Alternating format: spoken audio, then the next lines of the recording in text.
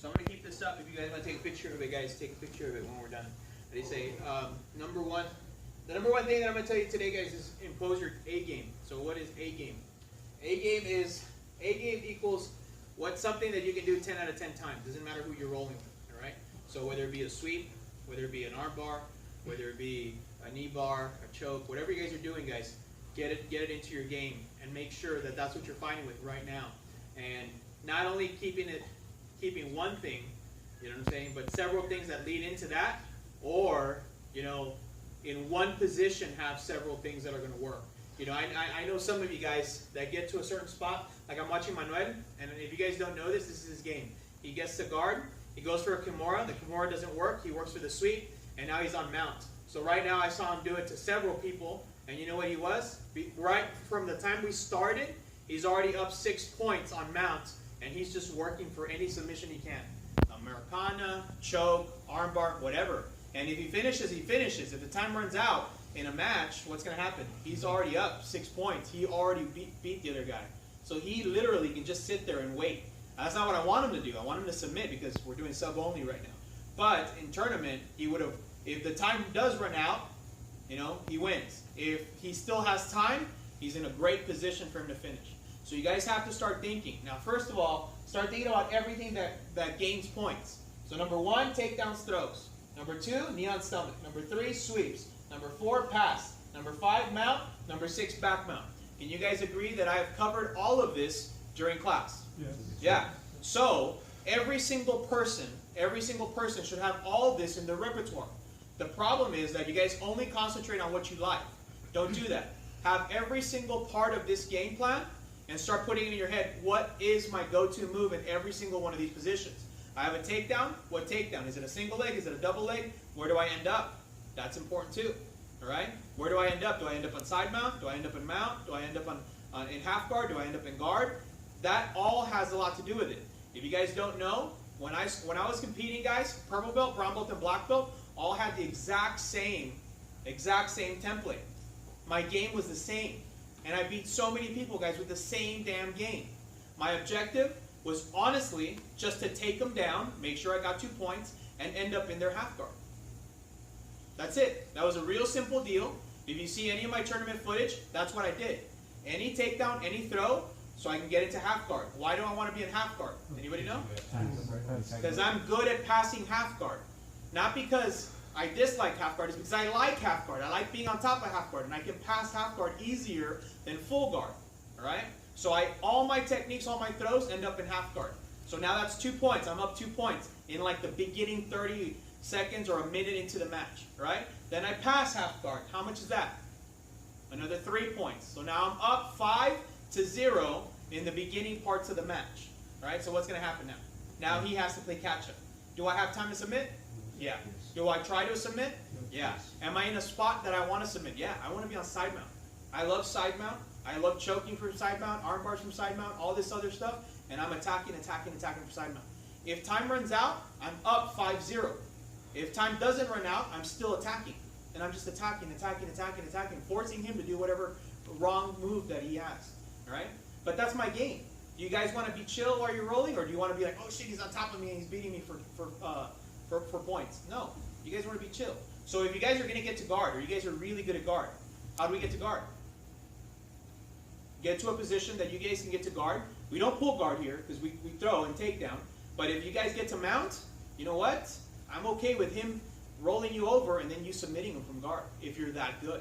But that means that your submissions from guard are 10 out of 10. And I'm not kidding. Don't roll out of mount, how do you say, to get to guard and you're so in guard. Don't do that. You understand? That if that's what you're doing, take down mount or take down pass and mount, you know what? You should be really good in mount. Really good at side mount. I've actually gone to tournaments, gone up to knee on stomach, got another 2 points. I'm up 7-0 now. Gone to mount, got another 4 points. All right? And then ejected to side mount and then attack from side mount because I'm way better at attacking from side mount than mount. Now that's a tactical thing that I do to win. That's not necessarily what you have to do. I'm just saying, I want to be up 10 points, man. I want to be up 10 points and then just try to submit. Like, you guys know me. I want the submission. I want to submit somebody. I want you to submit somebody. Because points don't mean shit out in the street. So I need you guys to start attacking to finish. But at the same time, I want you guys to be up 15, 20 points at a time. If you guys see any of our last matches with anybody, Chris was fighting, guys, I'm yelling my lungs out, man. Submit, submit, submit, and he's up 15 points. Literally 15-0, you know? That's how we win. We're up on points and we're submitting. And that's the kind of pressure you need to keep on everybody. Not only points-wise, but submission-wise, and keep pressure, grinding on this person, grinding on the person, and then making him make a mistake, and then you can capitalize on it. Does this make sense, yes or no? Yes, sir. All right, so think about it. 1, 2, 3, 4, 5, 6. Now underneath, you have to have your defenses, offenses and defenses, submissions from all positions. Any position. I can submit from anywhere because I have a go-to move. Inside guard, I have a go-to move. Inside mount, I have a go-to move. Half guard, if I'm stuck, if I just can't pass for whatever reason, man, this guy's really good at half guard, I have my go-to move to submit from half guard. You know, find all your positions and start attacking. Let's see what I can get. What is your A game in every single position? Now, how do we figure this out? Try it. Number 1. Number 2, keep your notes. Start writing shit down. Get a notebook and start writing it down to what's going to make you better. You understand? What am I doing right? What am I doing wrong? Man, I've been going for this armbar for mount and it's not working. So you know what? That's B game. It's not A game, but I want it to be A game. I want my arm bars for mount to be the best in class. You know what? I need to start attacking there. I need to get there. Don't do it now. Do it during class. Don't do it during PAM. Does that make sense or not? All right? And then sub escapes. We've been working on sub escapes for the last 2 months, guys, in the advanced class. All of that stuff is in me all the time, all the time. Somebody tries to get me an armbar from guard, I know my escape, and I know my go-to escape that's going to work the best. You understand? From whatever position, whatever submission that they're getting you in, if somebody here in class is getting you into a submission, start working on, like consistently getting you in a submission, start working your escape for the submission. Ask me, ask one of the higher ranks, hey, how do I get out of this? How do you say? And do it, and then now drill the hell out of it. You know what I'm saying? Drill it, drill it, drill it all the time, all the time, all the time. You guys have, Luke and John, you guys are father and son, man, but you guys are like relatively close to size. You know what? Both of you guys can be drilling all day long. You know what I'm saying? You get out of work, hey Luke, you know what? I want to practice this. Let me get 10 reps in. Let me get 100 reps in. If you guys are wanting it harder, man, let me get 1,000 reps in. How many reps are we needing to perfect the technique? 10,000 reps. All right? You have 10,000 reps in the move you want. All right? And the closer you get to 10,000 reps, the closer it's A game. All right? And it's your job to get those repetitions. Not mine. I already got my reps in. You got to get your reps in. All right? Now, positional escapes, same thing. You need to work all your positional escapes. We're doing that in the beginners class. All right? All the positional escapes, all the basics, guys. At least the basics. At least the basics. All right? You guys don't have to do any fancy mount escape, roll around, and do this and do that. No. Just do the basic ones, man, and combine them. Put the two techniques together that I teach in the beginner's class, and it's going to come out, and it's going to be way, way better. All right? Does anybody have any questions on this?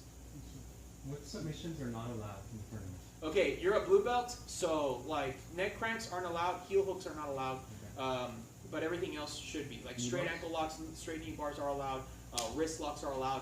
But also, just because this tournament allows it, doesn't mean the next tournament is going to allow it. We'll go to another tournament, and they're just going to completely be like, no, nobody under a brown belt can touch a leg.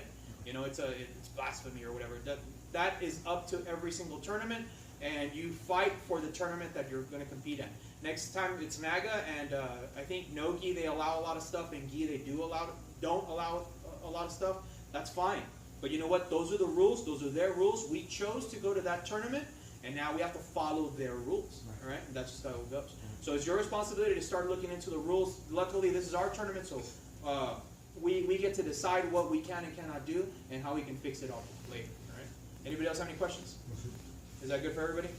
All right, good job. Everybody sign up.